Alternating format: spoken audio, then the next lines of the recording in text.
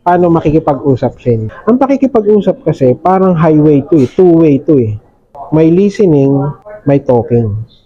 May listening and Talking. Two-way siya eh, yung pakikipag-usap eh. Kaya lang tayo, na-program din siguro tayo na kapag nagsalita ka, ikaw ang marunong, bida ka. Kaya tayo, di ba, pag may kausap ka ng tao, bibidahan mo kaagad eh. Ikaw kaagad ngayon magsasalita, papasikat ka kaagad eh. Which is baliktad. Tingnan mo siya, naaalala mo yung mga tao na nakinig sa'yo. Hindi naman yung madaldal. Kasi ang totoong pakikipag-usap talaga, 80% ang listening. 20% lang ang talking. I'm very confident, kaya siguro nagustuhan mo din ako dahil syempre marunong ako makinig. Marami kasing nag-listen for the sake of reply. Papakinggan ka lang for the sake na makareply siya. Nakikinig ka pero for the sake of reply or object. Papakinggan mo siya pero nire-ready mo na yung pang-object mo para pasubalian yung sinasabi niya. Hindi ganyan ang listening na sinasabi ko. Ang listening na sinasabi ko from the heart. Paano yan? Kaya nga 'di ba may ear galing sa ano. Papakinggan mo siya una kung saan siya nanggagaling. Na-understand mo siya. Ba't ganyan nasabi to? Dapat i-acknowledge mo pa. Kaya ako pag nakikinig ako, actually sinasabi ko pa mismo yung word na galing sa kanila eh. Kunyari sinabi mo na gusto mo ng loyalty. Shane, what you are saying, gusto mo ng loyalty? Shane, bakit mahalaga sa iyo yung loyalty? Kumbaga ina-acknowledge ko galing dun sa sinabi mo. Hindi yung, ay huwag ka maniwala dyan sa loyalty, wala namang ganyan. Simula ngayon, pag makikinig ka talaga ng mabuti. Nilalapit ko yung mukha ko, ano yung sabi mo siya? Lalo pag nagbebenta ako. Kasi ang tawag yun, mirroring eh. Kumbaga napaka-powerful yun eh. Ano yung Shane? Talagang nilalapit ko talaga. Ano yung Shane? Parang, ganun kasi ang tamang pakikinig. Kumbaga, ipakita mo na kung saan talaga sila nanggagaling. Na napapakinggan mo talaga sila. Kasi people love sa mga tao, they feel heard.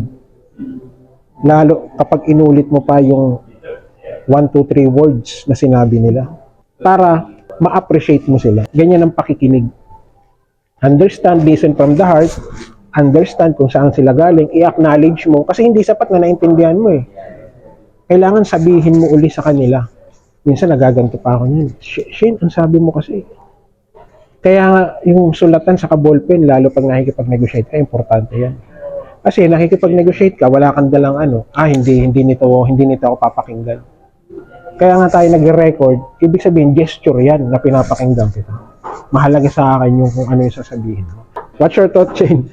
Nakuha mo yung pakikinig. Kailangan ma-master mo talaga yung pakikinig kasi ito yung magiging weapon mo para sa mga susunod natin na atake. Sunod, paano naman magsalita? Ang listening 80%, 20% ang talking. Paano naman magsalita? Paano ka magsasalita na papakinggan ka? May formula kasi Shane ang pagsasalita eh, yung tinatawag ko na ABC. A is for attention. Tinatawag din tong hook or headline. Kailangan pag magsasalita ka, tinan mo to Shane, yung anak ko naglalaro ng basta mga games. Ang anak ko is 12 years old. Pero pag nilalaro niya, matatalo niya ako kahit 39 years old na ako. Alam mo kung bakit? Dahil yung anak ko may anticipation. Ibig sabihin, kaya siya magaling doon dahil na-anticipate niya na yung mga susunod na mangyayari. Ganun din sa pakikipag-usap. Kaya kanila hindi maintindihan kasi wala kang headline ang sinasabi mo. Walang anticipation. May isang bulag na nanlilimos. May cardboard. Lata. Bulag eh. Nakalagay. Nilagay dyan. Nanlilimos siya. Nagtataka siya kasi wala siyang naririnig na ting, ting, ting, ting. Ang nakalagay kasi dun sa cardboard, please help me, I am blind. Headline yun, ha? Please help me, I am blind. Wala nang lilimos. Wala nang lilimos. Hanggang sa may dumating na isang babae na kinuha yung cardboard niya tapos sinulatan. Sinulatan sa likod. Nilagay uli doon. Pagkalagay niya doon, nagtaka yung bulag sa simbahan, marami siyang naririnig, ting, ting. Ibig sabihin, marami na naglilimos. Alam mo ba kung bakit marami na naglimos? Kasi ang headline na sinulat ng babae, it's a beautiful day, but I cannot see it. Mo pareha sila ng intention, pero iba yung headline. Yung isa, please help me, I'm blind. Wala kayong pake. Yung isa naman, it's a beautiful day, but I can see it. Oo nga naman, ang ganda ng umaga. Gusto ko rin na makita mo. Kaya sige, lilimusan kita. Ganun ka-importante yung headline. Kunyari, makikipag-usap ka, umpisahan mo sa headline. Ano lang yun, hindi kailangan mahaba yun. Kaya ako, man of few words ako eh. Tingnan mo, ang iksi ko lang magturo eh. Yung mayayaman, ayaw nito. Yung marami kang tsetsabureche. Napansin mo ba ako the way I talk? Minsan may mga deal tayo na hindi nakukuha dahil hindi tayo maintindihan.